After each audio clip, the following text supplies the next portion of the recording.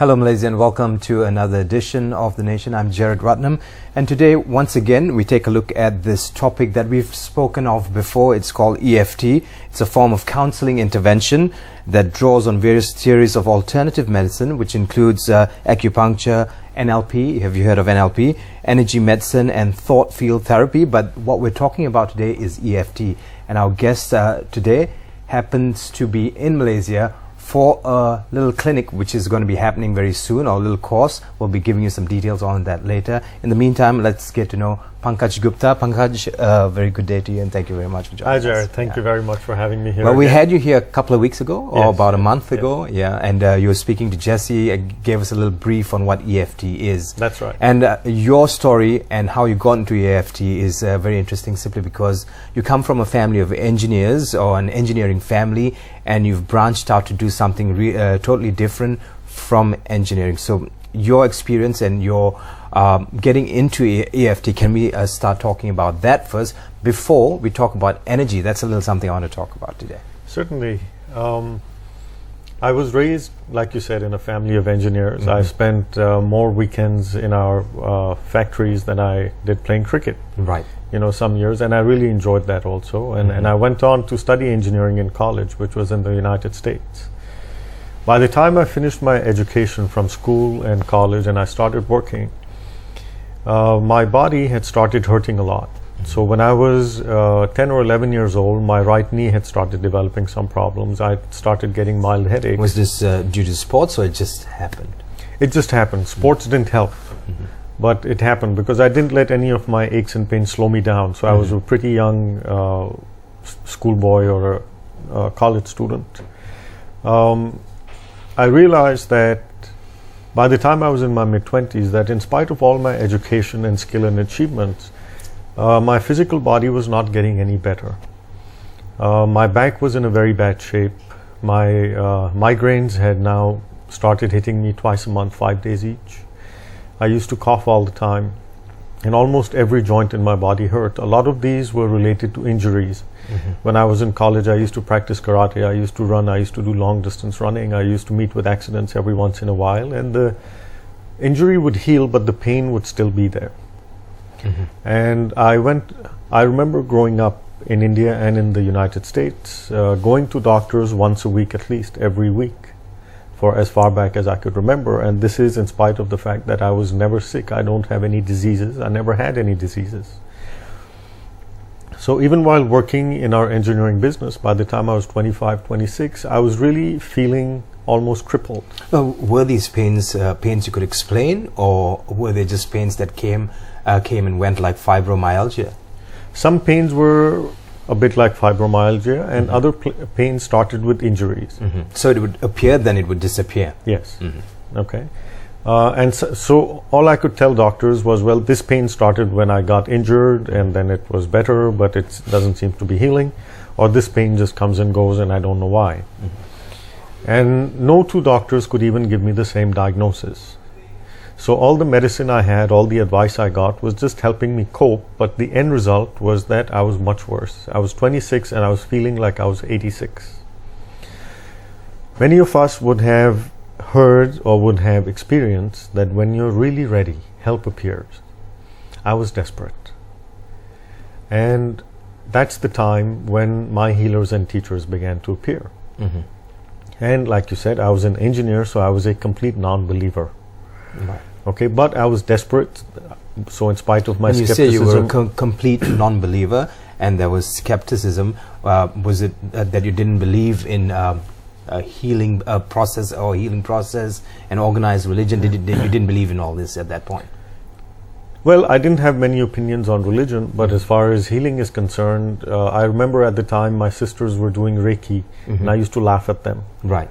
Okay, that's what I mean. That anything outside of conventional medicine was hocus pocus, you know, Right. It didn't work. But then I was getting increasingly disillusioned with conventional medicine, and I'm not here to disregard conventional medicine. It has many great solutions. For example, if you break a bone, you have to go to a hospital or an orthopedic to fix it. I can help you heal the pain. Okay, I cannot help you reset the bone. Okay, so this is by no means a disrespect to conventional medicine. This is just saying that it has its limitations. So I tried it and tried it and tried it, but at the end result was zero. It was negative, I would say.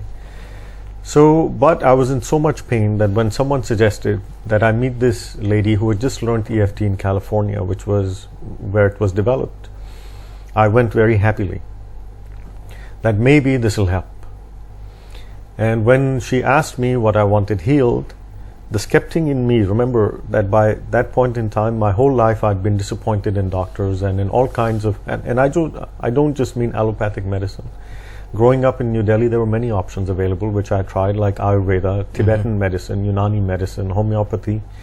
Everything helped a little bit, but nothing fixed anything. So when this lady asked me, what do you want healed? The skeptic in me was like, yeah, right, you're going to fix me. But because I didn't believe it. But who introduced you to this lady? How did you hear of this lady? Well, my sister used to know someone at home who did Nature Cure, which is a system which heals through food. And so that's the only thing I knew that I hadn't tried. So I went to meet this Nature Cure therapist, and she told me that a friend of hers had just learned EFT. So that's how I went to the EFT practitioner. And as a skeptic, I gave her the toughest pain that I had, which was my right knee, which at that point in time had hurt continuously for 16 years. I remember all through school and college, if I had to sit in a plane, in an auditorium, in a movie theater, I always had to take the aisle seat. So I could keep moving my knee, otherwise it would get stiff. And if for some reason, if I couldn't get the aisle seat, I would be limping back home. So she said, fine. And 3 minutes later, 80% of the pain was gone. I stood up, I kicked my leg around because I couldn't believe it, and then I started laughing because it was so bizarre to begin with, but it worked. My whole life I ran around looking for a solution while the solution was within me. I didn't need any medicine, I didn't need anything. And within a few more months, the remaining pain vanished, and now it's been 16 years since that day, and I can promise you I have no pain. I'll also point something else out. Then in about a year or so after this, because now I had no pain, so I started playing more, I started doing more exercise, I injured this knee, the same knee. I tore a ligament partially. I had to get a minor surgery done. I asked the doctor, I said, look, you're going into my knee, tell me what was wrong with it. For 16 years I suffered. And that surgery, which would normally take about 20 minutes or 30 minutes, took almost 2 hours. And then later he told me that we had a good look around your knee. I would say that they gave my knee a bit of servicing. They said there was some scar tissue and things, because I did have a cyst at one point in my knee which had ruptured. You had a cyst in your knee? Yeah, which had ruptured. So I wasn't born with it, but it had formed when I was 9 or 10 years old, and then while playing it ruptured one day. But in spite of that, but other than that, there was a abnormality in my knee. A part of the complex structure of the knee has a meniscus, which part of the role of the meniscus is to cushion the upper leg and the lower leg. And that also holds the tendons and ligaments in place. A healthy meniscus should be shaped like a C, so it holds things in place and they have a range of motion. Mine is called a discoid meniscus, so it's more like an O. Discoid meniscus. Yes, because it's almost like a circle, so it keeps everything tense, which is why my knee used to hurt. The point I'm making is that in spite of the discoid meniscus, in spite of the defect in my knee, which is still there, which I probably had since birth, I have no pain. I'm not suffering. And that is the lesson I learned that day. Right. So that no matter what it is, whether it's a physical problem, later I learned whether it was an emotional or a mental problem or a disease or any kind of stress, you don't have to suffer. After meeting this lady, she helped you with your knee, and then you had other problems too. You had a back problem, you had very back pains all over the place. How long did that process take, or the healing process take? Well, I of course immediately got very enthusiastic about whatever this lady did, and I said, well, I need to learn this. I have so many aches and pains. Right. So she said, sure, I'm conducting a workshop in 2 weeks. Why don't you attend it? I did, and the workshop was in somebody's home, and there was only floor seating there. and there were mostly ladies my mother's age who would come to the workshop. I was the youngest person there, and I couldn't sit on the floor because of how bad my knees, my hip joints, my back, even my neck were, the pain and stiffness that I had. So they had to bring me a chair. I sat in a corner that day. I felt very old. Nonetheless, I learned how to tap properly, and I tapped a lot because this was the only thing that had given me relief. And in less than 3 months, I could sit on the floor. When you say tap, you literally mean tap? Yeah. I'll show that to you. We tap on the same points which are used in acupuncture and acupressure. So EFT, or tapping like it's normally known, is also called painless acupuncture, or acupuncture without needles, or emotional acupuncture, because it works on your emotional problems, which are actually much bigger than your physical problems. Right. And then to go back to your earlier question, another 3 months later, so let's say 6 months after I first started, I could sit on the floor for the whole day without a backrest. And I know this because I used to go back to this workshop every month because it had had such an impact on me. And I used to learn something, I used to have some breakthrough, and I used to sit there, and that's how I began teaching it. I began assisting this teacher. And then I began to take her students to advanced levels. So it was almost comical, where she was bringing them in and she was initiating them with the basics, and I was the advanced teacher. But because I used to sit there at the workshop for the whole day, I know that I could sit there, and that too without a backrest. And most of this happened without any exercise. I say most of it and not all of it, because I know that at some point in those 6 months I did start doing yoga, which was also extremely painful to begin with. And I do give a lot of credit to yoga also. But I know that even without the yoga, a lot of the things, a lot of the aches and pains that got fixed happened because of the tapping. And with the first session, subsequently as you moved along, how much research did you do? I mean, being a skeptic, moving into something or rather uncharted territory for someone who's got so much problems in his life, more so pains. What was it like? Did that engineer in you want to research how this whole thing works, how the techniques work? Absolutely, where it's derived from. Yes. So back then, this was in 1999. And in 1999, the internet was still in its infancy compared to where it is now. Still using dial-up. Yes. And so there wasn't much information online. But the founder of EFT, who's a Stanford engineer named Gary Craig, he had a website, which he still does. And he used to post some tips and tricks and case histories and some educational videos and things like that. Well, not videos. We didn't even have songs online back then. The videos came much later, but you could buy the videos. So one of my first bits of educational material was actually VHS tapes, a whole bunch of VHS tapes that came from the US to me. So that's how I learned it. My approach was initially less to understand, say, how the engine of the car worked. My approach was to learn to drive the car better and faster and go places where I couldn't go earlier. So that means different applications of EFT. So I learned EFT applications on physical aches and pains, and then I researched and I learned more how you can actually change your thought process with it. Because you see, we all try to change our thought process, to change our habits, let's say through New Year's resolutions. Being the operative. Yes. So as a New Year's resolution, we may try that I'm going to quit smoking this year, I'm going to start waking up early this year, I'm going to not eat sweets this year or something, but it doesn't happen. And the reason is that it's your mind which is trying, and the problem is in your mind. Your mind cannot fight itself, isn't it? Right. So if I tell you that, don't think about that one person who's really hurt you or who's really let you down, who's really caused you a lot of pain, who do you think about? Of course. That person, isn't it? So how can you control the mind like that? Okay. What I understood through my research is that EFT actually works on energy, which means that within us there is a very powerful energy system, which is what I discovered. And your mind is also a function of that system. Okay. So for example, that system has emotions as well as your thoughts, and even your body is a manifestation of that system. If you remember what Einstein discovered, E is equal to mc square. So all matter is energy first. Okay.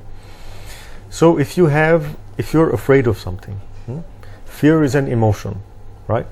If you're afraid of something, let's say if you have a simple fear about missing a flight. Okay, you're worried about missing a flight. So what happens when you start getting worried about missing a flight? Your body gets tense, isn't it? Your mind goes into a panic.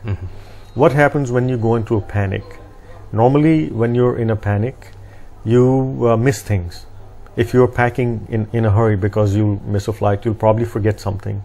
You'll keep wondering, did I forget something or not? You may make mistakes, right? You may not have your focus when you're driving, if you're driving.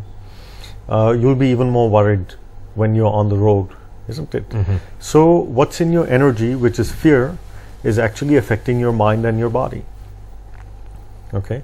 But if you clear the emotion, if you clear the fear, your mind relaxes and your body relaxes. And what I discovered actually, this is the part that I've studied a lot, that I've researched a lot, is that when you fix the energy within you, your life outside you begins to fix itself. Fix the energy within yourself, and the life outside you falls into place. Exactly. Well, we'll take a short break, and when we come back, we'll find out more about EFT. Joining us in the studio today is Pankaj Gupta. He's got a lot of goodies for us. He's going to be sharing that with us. Of course, like I said, we're going to be doing a little bit of a freak show, and I'm going to be the freak here. Stay with us. We'll come back with that. And when we come back, we're going to explain energy to you. We'll talk about that, and we'll talk about a lot of other things. Also, what we're going to talk about today is something everyone's been talking about, the GST. Stay with us.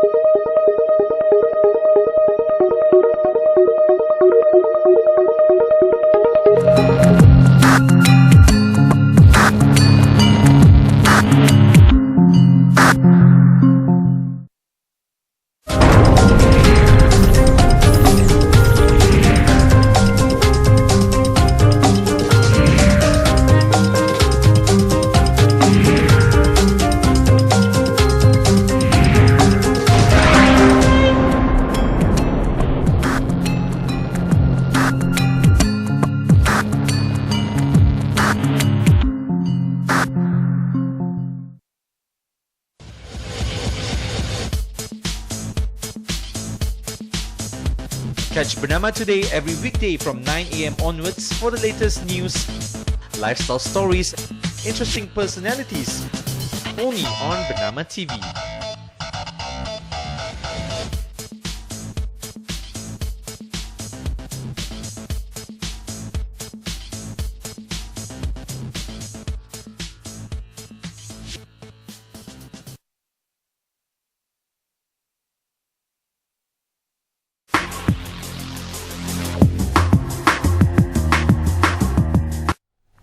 Welcome back to The Nation. Today we talk about, of course, EFT. We're going to talk about the GST. But before that, let's find out what energy is. Now, you clearly talk about energy quite a bit because you say if people don't understand energy, you don't understand how to deal or how to use EFT. So when we talk about energy, where do we begin? Or what do we need to understand as lay people who some of us think we know what energy is, chi, ki, there's many names for energy. Some of us call them chakras, but essentially, how do we work energy within ourselves, and how do we, should I say, manipulate it to our own benefit?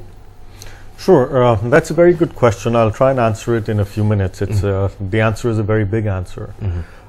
Technically speaking, within our body itself, there are certain components which are part of the energy system that you actually know about.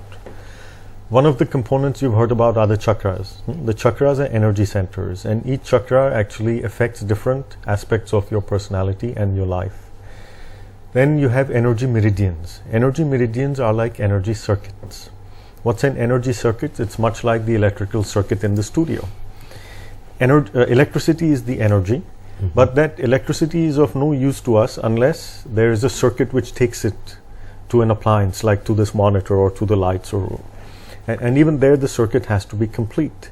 If the circuit is broken, if there is a short circuit, nothing will work. Okay, and that's actually what EFT does. That within your body you have these energy circuits called meridians, and within energy meridians you can have energy disruptions. So your electricity, you can say, is not flowing properly, and EFT is a tool which zaps into every energy disruption. Okay, so we've talked about chakras, we've talked about energy meridians.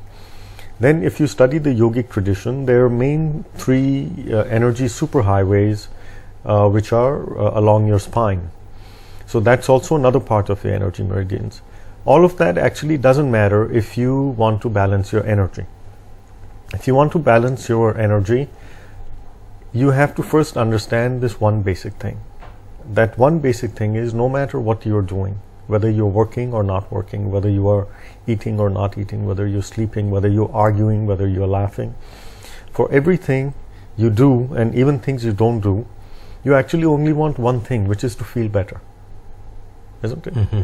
Everything that we do is to feel better. So see that as an energy state. Feeling better has a certain vibration, isn't it? So let's try something out. Mm-hmm. And this applies to all the viewers at home also. This is a very easy exercise which will help you to understand what energy is. Right. And I'd like you to play along with it. Mm-hmm. Okay. So it's very, very simple. I want you to just close your eyes. Me too? Yes, Yep. yes. Okay. You too. Mm-hmm. So everybody watching too, to just close your eyes if you can. Take a deep breath. Okay. And just put a big stupid smile on your face. Okay, just smile for no reason. Okay, don't be lazy and just smile. Smile the biggest smile that you can for no reason. Okay, and keep smiling. And I want you to see if you can feel as you're smiling, does your smile reach your fingers and your toes? It reminds me of a song. Do you feel it in your fingers? Do you feel it in your toes? Do you feel it? Where in your body are you feeling it? Okay. Take another deep breath. Let's take a deep breath. And now I want you to sit or stand, if you're standing, like you were depressed. How would you be sitting or standing if you're depressed? What would your body language be? Would you be standing up straight or sitting up straight, or would you be hunched over? Would your head be up or down? So sit like you are depressed. So Jared, how would you sit if you're depressed? Definitely hunched. Yeah. Head So down, do that. Yeah. going downwards. How would your breath be? Labored and short. Yeah. Mm-hmm. Your breath will be short. So just sit like a depressed person. And now see how your energy is, how you're feeling within. And all you did was change your posture, isn't it? Right. So you can all open your eyes and see, let me ask you. So when you just sat straight and you smiled for no reason, you felt a different vibration, didn't you? And when you just pretended to be like a depressed person, I didn't ask you to think of any depressing thought. I just said, okay, lower your head. You started feeling a bit low, isn't it? So that feeling, the key word is feeling.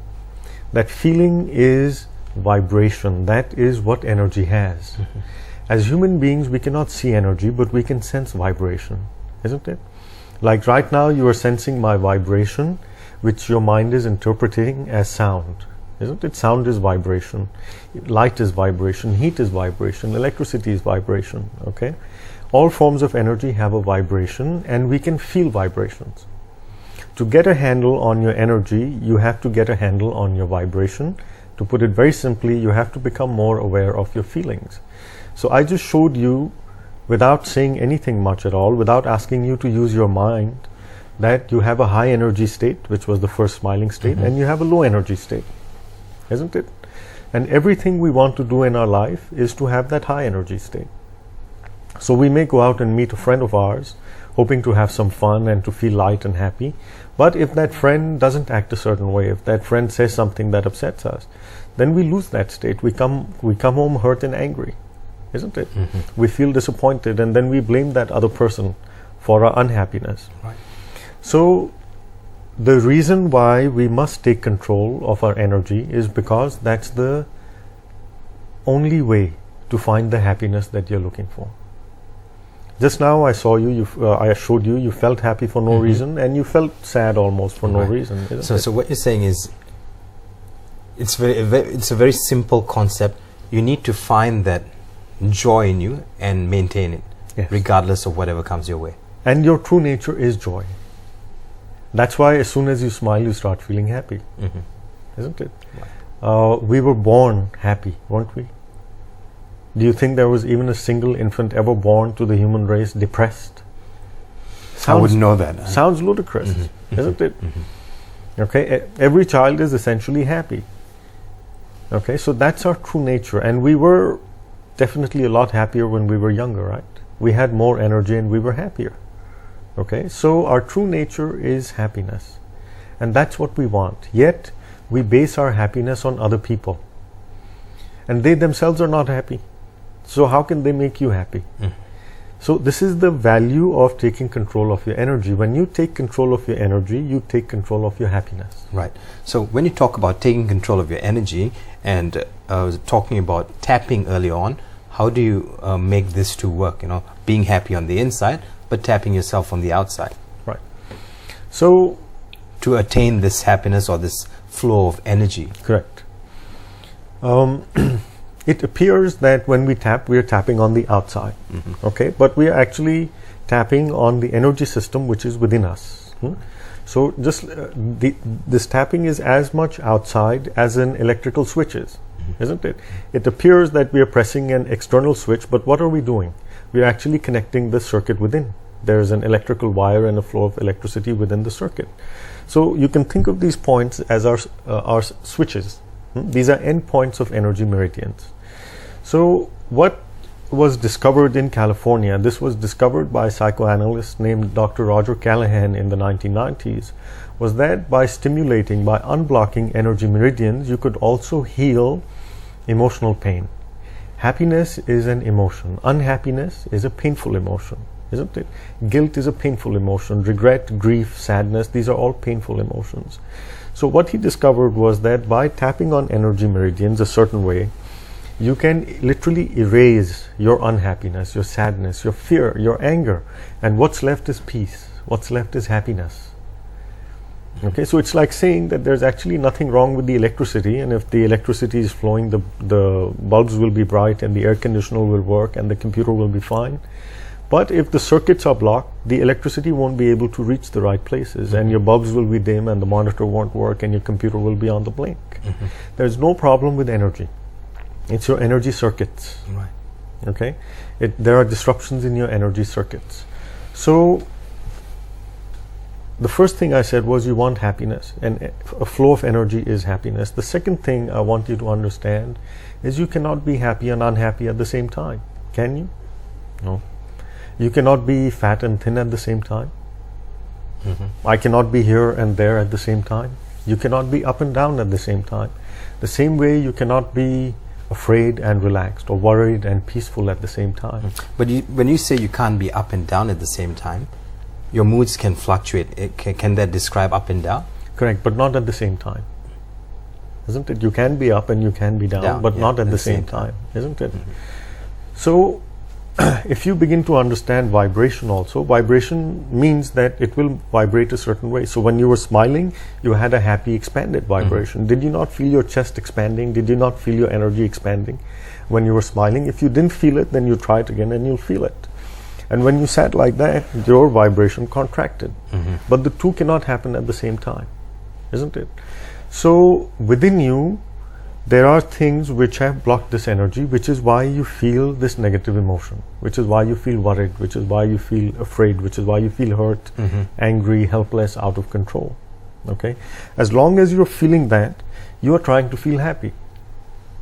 Isn't it? Because within you there's pain, you want to feel happy. So you do things to make yourself feel happy. You hang out with friends, you get into relationships, you buy yourself things, you try and make more money, you do all kinds of things to be happy. But that doesn't really work. That gives you temporary happiness, isn't it? And then your happiness kind of depends on other people, and when they don't act a certain way, then this pain gets triggered and then you get upset. The value is that by tapping, you can heal the pain within you. Right. So there's only light within. But I'll tell you what, at this point in this country, everyone's feeling pretty anxious, and it's for a certain reason. It's because of the GST. Well, how do we deal with that? We're going to come back and find out a little bit more about that. Of course, people who've done EFT, how has that helped them? We'll also be talking about that, and we'll be giving you some information about what's happening over the weekend and next weekend right here in the Federal Capital. Stay with us. This is The Nation. I'm Jared Ratnam.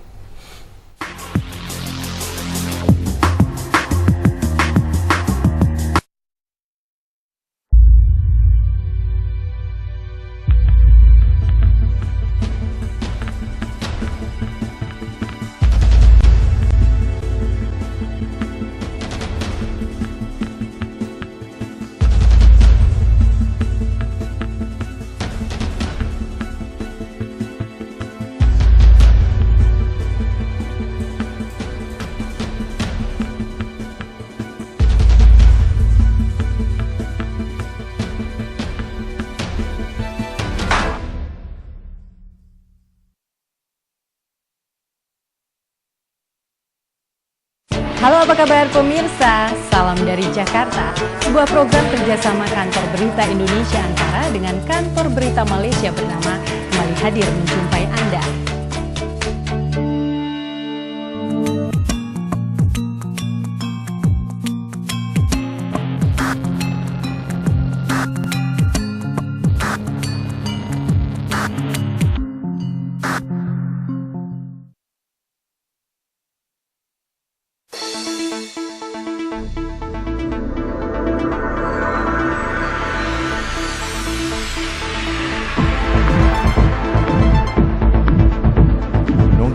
Batasan masa, mengupas isu semasa, jadi saluran pelbagai suara, segalanya baru dan benar di Berita Bernama TV.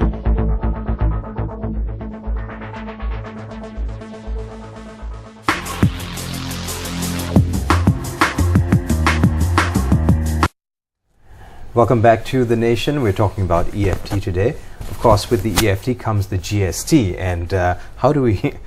we were talking about emotional freedom techniques, and there's the GST, which brings about anxiety, or at least there's a general sense of anxiety in the country. So how do we deal with this using EFT? Okay.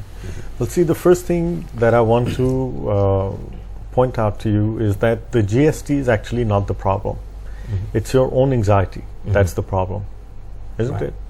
Do you think that there are people in this country for whom the 6% makes no difference? There are some people, at least on certain things it doesn't make a difference, isn't it? And do you think that there are people in this country for whom it makes a much bigger difference than it makes for you? Yeah, of course. Isn't it?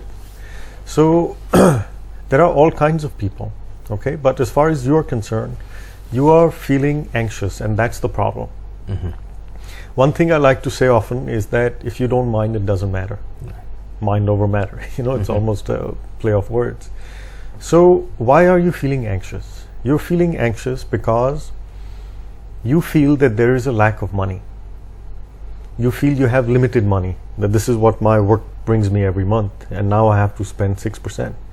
And if other people, other businesses also have to spend 6% more, it will make things even more expensive, so I'll end up spending even more. So the inflow is the same, but the outflow is increasing, which is a feeling of lack, L-A-C-K, lack, okay, that there's not enough. Now, we spoke about vibration earlier. Lack clearly has a vibration, isn't it? Most of us are feeling it today, okay? Do you think prosperity has a vibration? It certainly does. Isn't it? Prosperity, abundance.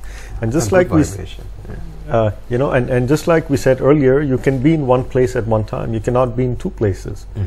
So if you are vibrating lack, how will you get prosperity? Okay, if you're not in prosperity, you cannot get prosperity.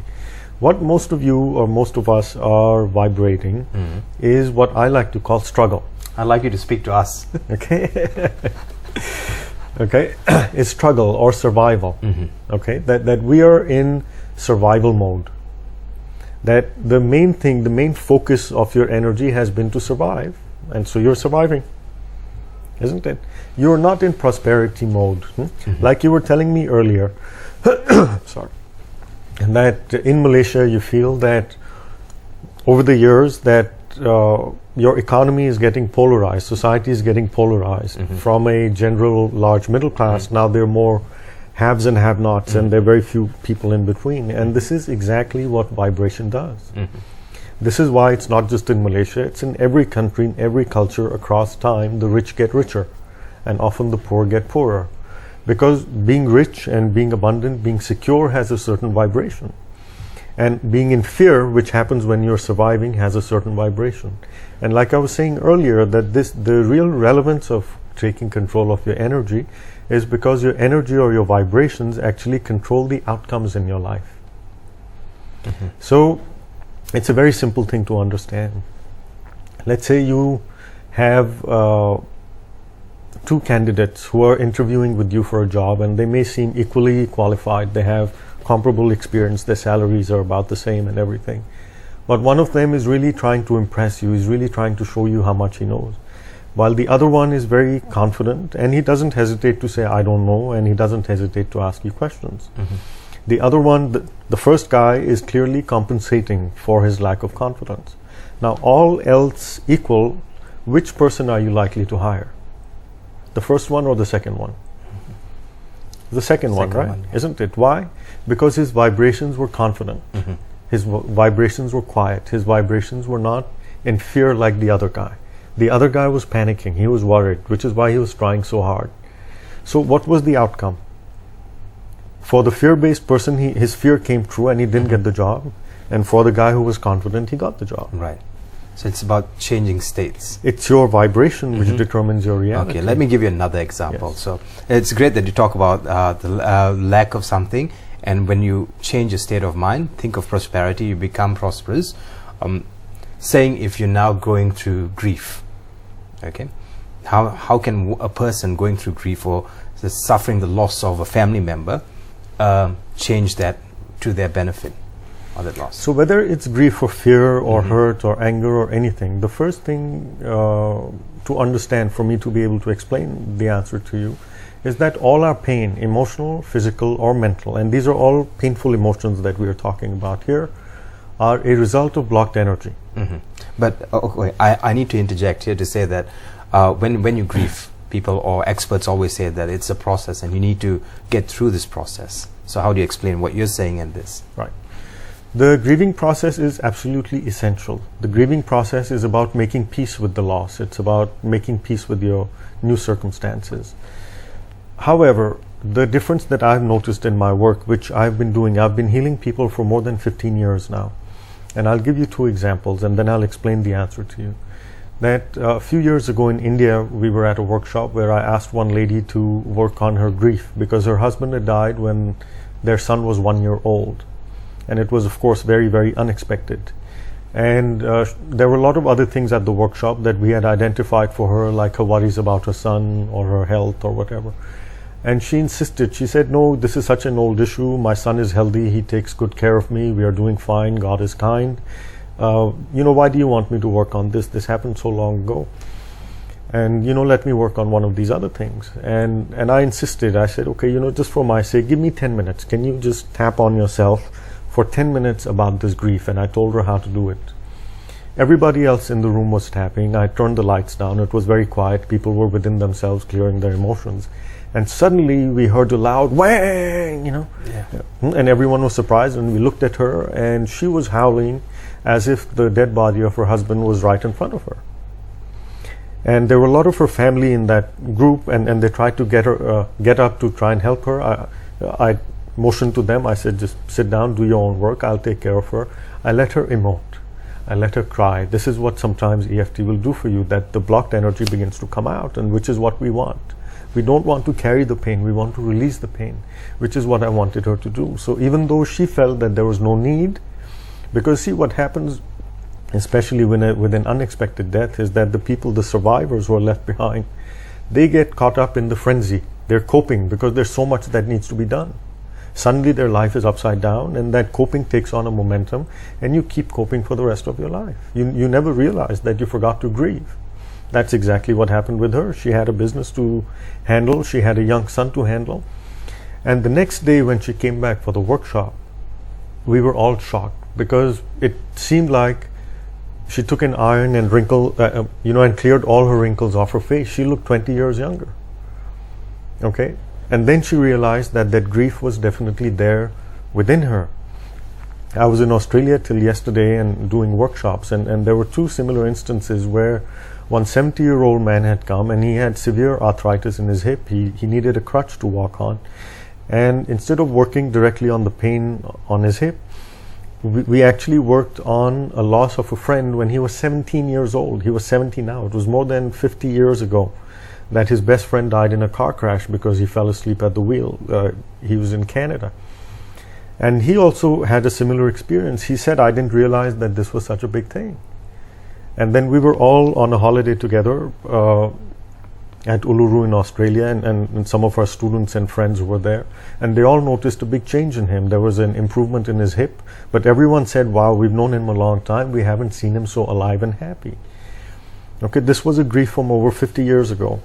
One of the best things that we saw was we had a 19-year-old pretty young lady who came into the workshop, and she was one of those very quiet girls, who doesn't have much confidence, and if she was very sensitive, who would cry at the drop of a hat, and who feels very inadequate about herself. And she was in college in Brisbane, and she was feeling very underconfident because of other students and because of various things. And every time she would start speaking at the workshop, she would start crying, because that's her personality. We all know that kind of a personality.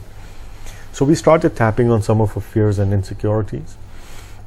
And then she told me that when she was much younger, I think 12 or 11, her father had committed suicide. Now, which is very traumatic, you see. Suicide can actually leave you in a much worse space than a natural death, because now there's a lot of anger also involved, with the person. And she spent less than half an hour tapping out her grief, anger, sadness, all of that about her father. And then she looked at me very sheepishly in the workshop, and I went up to her to talk to her, and she said, I feel like laughing. And she was feeling bad that, I'm tapping on my father's death and I feel like laughing. But that's what energy is. That's what a high energy state is. Haven't you felt in your life at any time when you're really happy, nothing matters? Because that's a very high energy state, and that's actually all that matters in anything you do is your own happiness. So whether it's your father's death, which was less than 10 years ago, which was a suicide, whether it's a friend's death over 50 years ago, or your husband's death, that grief will stay with you. It's in your energy.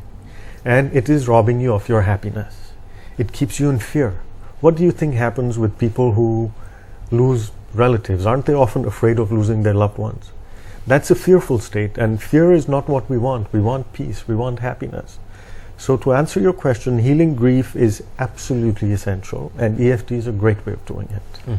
Well, we'll take another break, and when we come back, of course, we'll find out a little bit more about EFT and give you some information as to what's happening in Kuala Lumpur over the weekend right here at The Nation. Stay with us.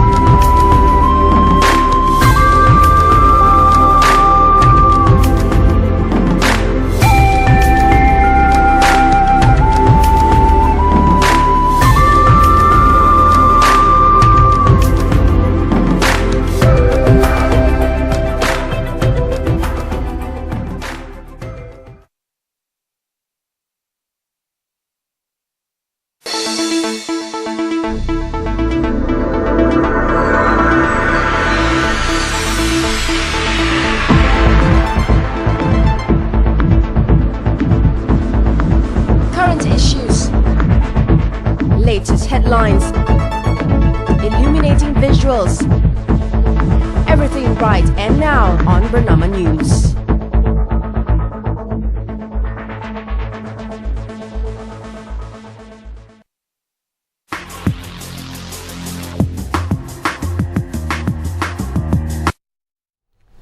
Thank you very much for staying with us right here at The Nation. We're currently talking about EFT, or Emotional Freedom Techniques. That's happening over the weekend in KL. You can find out more about it shortly. But in the meantime, you've been talking about getting rid of emotions, and then here we have Emotional Freedom Techniques. So how does this work, EFT? So you get rid of emotions through some techniques. And of course, when we talk about these techniques, we're talking about getting rid of bad emotions. Can I say bad emotions safely? Painful emotions. Painful emotions, right? Painful so emotions. how do you make a correlation between these two, emotional freedom techniques and emotions?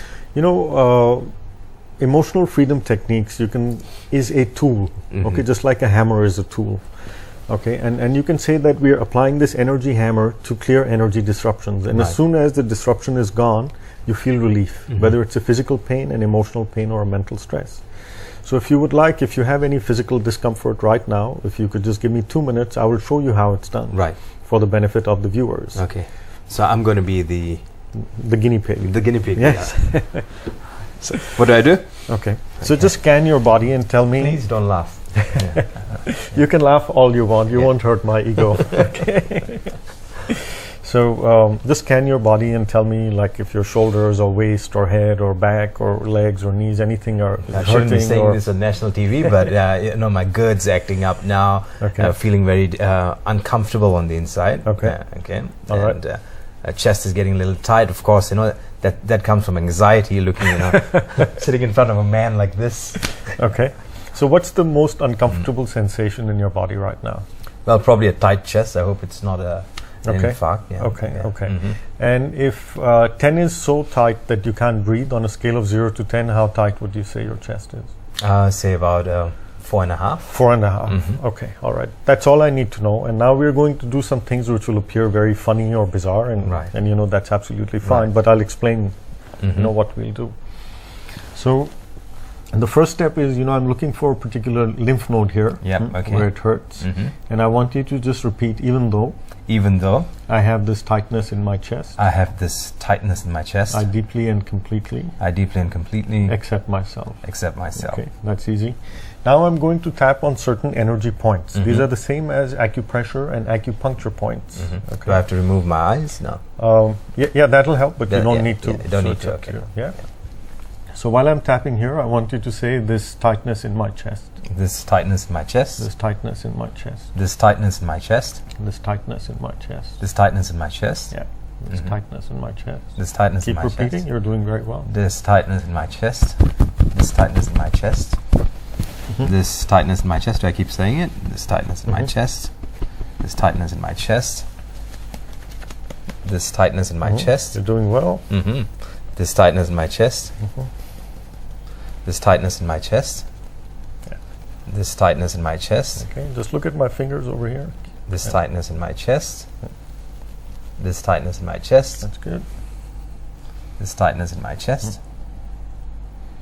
This tightness in my chest. This tightness in my chest.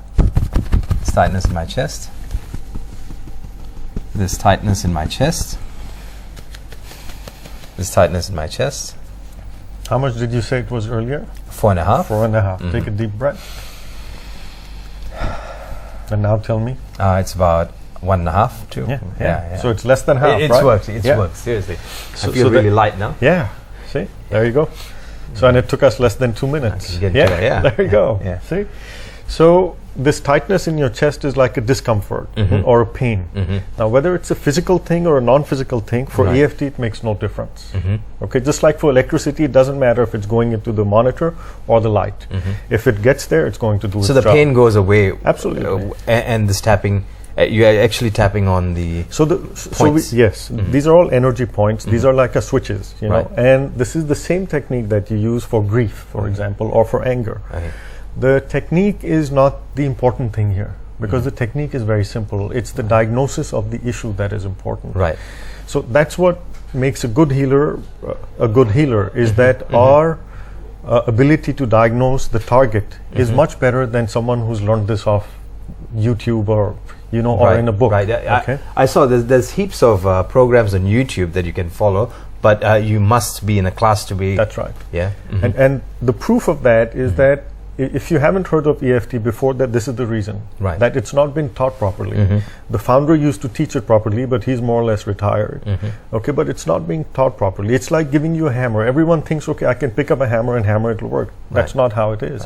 You have to aim right, which is why you must learn it properly. And if you can apply it properly, you can heal anything. So diagnosing the problem is also very important. Absolutely. Right. So if you have a pain, you need to know where this pain is coming from or what the pain is. That's right. Right. And the main thing I can tell you is that all your physical pain actually comes from your mental or emotional layer.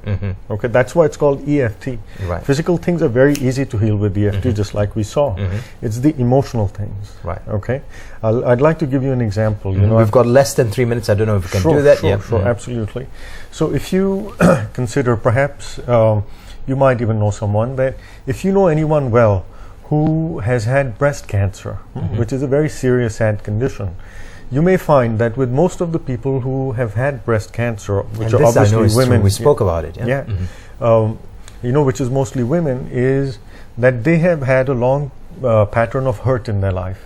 Especially in the role of a woman, they've either faced abuse, physical, emotional, verbal abuse, or financial abuse, or some form of abuse, and they've nursed that hurt for a very long time. And this is not a coincidence. You've done research on this. Absolutely, because I get a lot of cancer survivors or cancer patients in my work. So you tell me, do you know any? I know of a couple of people who've suffered from breast cancer, and when I look back at their history, I kind of understand where you're coming from. Yeah. Did they feel they had difficult husbands or for sure certain difficult circumstances in their lives? So that's not a coincidence, you see. So, but if we are to give these people emotional relief by healing their hurt and their fear and their pain and anger, that cancer will not come back and the body will recover. Right. That's the power of emotional healing. So EFT, how do you find out about it? Pankaj is in town for the next week or so. Yes. So there'll be something happening in the Federal Capital over the weekend, on Saturday and Sunday. Where's it happening? It'll happen in KLCC, 99% at one of the hotels there. We are just finalizing the venue based on the number of people. Right. So you haven't finalized the hotel? No. Right. So it's based on the number of people that are coming. He's here in Kuala Lumpur. If you want to get in touch with him, all you need to do is send him an email. You just need to go to tappingchanges.com. That's tappingchanges, one word, tappingchanges.com, and you'll get all the information you need about Pankaj's stay here in Kuala Lumpur and the EFT. Should I say workshops? Workshops, that is happening over the weekend. It's happening on Saturday and Sunday, and also next week. The next weekend, I think that's the 11th and 12th of April. So he'll be here for 2 weekends. If you need more information, all you need to do is log on to www.tappingchanges, one word, tappingchanges.com, and you'll get all the information you need about the workshops happening within the Federal Capital. On that note, your take-home message to Malaysians with regards to EFT? You don't have to suffer. No matter what it is, you don't have to suffer. You can get rid of your fears, your anger. There's no need to manage your anger. It can disappear, and you can live much healthier, happier lives without talking to anybody, just by going within and fixing your energy. On that note, thank you very much for staying with us right here on Bernama TV. This has been The Nation. I'm Jared Ratnam. You have a good day ahead.